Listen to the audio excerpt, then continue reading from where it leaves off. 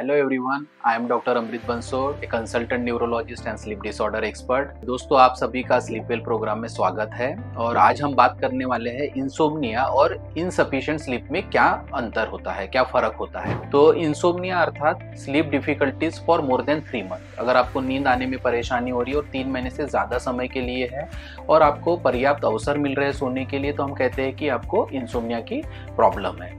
तो insufficient sleep क्या होती है? इनसफिशिएंट स्लीप में ये होता है कि आपकी नींद जो होती है वो थोड़ी डिस्टर्ब हो जाती है, उसका ड्यूरेशन कम हो जाता है, लेकिन इसके पीछे जो कारण जो होता है वो होता है कि आपको पर्याप्त अवसर नहीं मिलते हैं। जो अपॉर्चुनिटीज जो रहती है सोने के लिए जो मिलनी चाहिए वो कम रहती है, इनएडिक्वेट रहती है।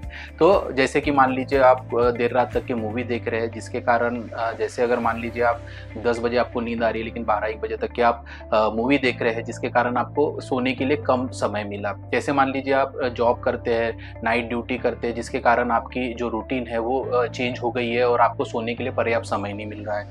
मान लीजिए ऑफिस रिलेटेड कोई वर्क है और वो आप देर रात तक के कर रहे हैं, जिसकी वजह से आपको पर्याप्त अवसर नहीं मिले हैं। तो ये जो पर्याप्त अवसर जो रहता है, एडिक्वेट अपॉर्चुनिटी जो होती है, जो सोने के लिए आवश्यक होती है, अगर वो आपके कारणवश या फिर किसी दूसरे कमिटमेंट के कारण आपको अगर नहीं मिल पा रही है, जिसके कारण आपकी नींद के ऊपर असर पड़ रहा है, तो उसे हम कहते हैं इनसफिशिएंट स्लीप। और इंसोम्निया ये जो बीमारी है, इसमें आपको पर्याप्त अवसर मिलते हैं, उसके बावजूद आपको नींद की समस्या होती है। तो ये दोनों कंडीशन को डिफरेंशिएट करना, इन्हें पहचानना बहुत जरूरी है कि दोनों की ट्रीटमेंट जो है काफी अलग है।